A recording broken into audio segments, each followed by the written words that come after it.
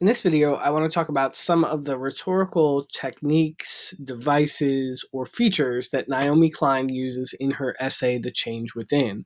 Hopefully, by this point, you've had an opportunity to read the essay and take a look at the other video that is about the definition example pattern.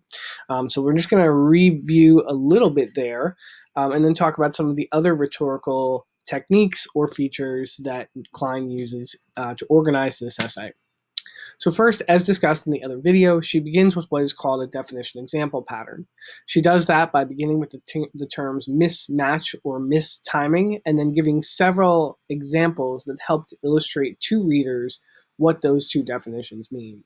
Those two terms are crucial to the rest of the essay in that she balances the rest of the essay off the definitions that she's creating in the introduction here. The next thing that Naomi Klein does is that she moves into an example where she's using a little bit of parallelism. And I want to just point to this example that occurs about 7 paragraphs in. And it begins with the paragraph, and little wonder, just when we needed to gather, our public sphere was disintegrating. Just when we needed to consume less, consumerism took over virtually every aspect of our life. Just when we needed to slow down and notice, we sped up. And just when we needed longer time horizons, we were able to only see the immediate presence. What she's doing here is she's balancing sentence structure, where she's pointing out this is what is necessary, and yet in contrast, here is what is happening in reality.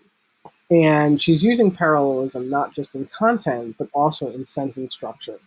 And the use of this technique, what it does is it emphasizes the contrast in the situation, right?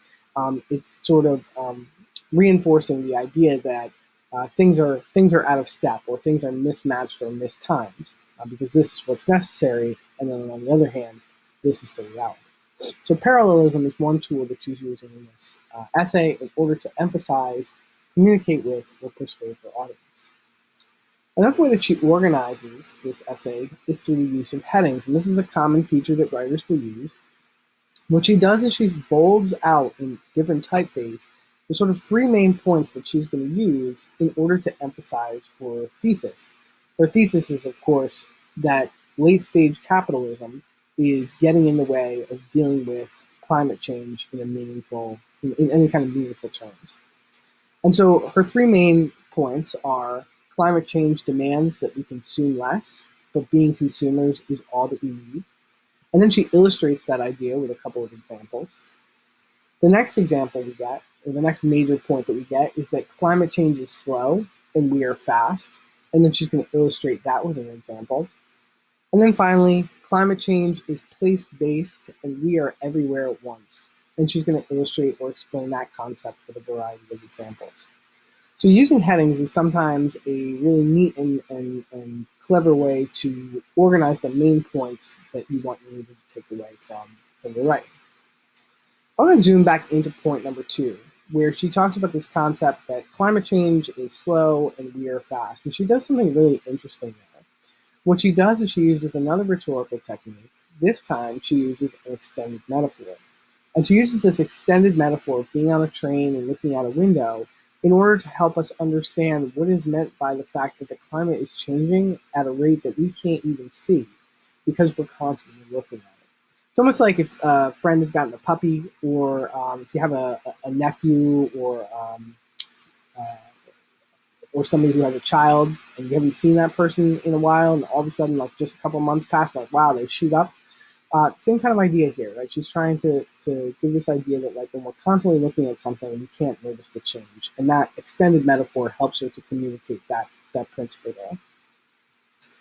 As the essay moves down towards the introduction, we get a little bit of ethos here. So she's depending on the credibility of philosopher David Abram. We know this is another rhetorical technique if we think back to our sort of larger categories of ethos, pathos, and logos. And so she's using the credibility of this philosopher in order to introduce an idea. And she quotes him at length here and uses this passage as an opportunity to talk about environment, atmosphere, and things of that nature. Finally, she moves into a conclusion where she asks readers to think about, personally, what is it going to take in order to stop climate change? And we'll address this a little bit in our discussion board post this week. So I can encourage you to reread the essay, see if you can observe the different techniques that the writer is using, and in your own writing, try to employ or use some of these as we move forward in the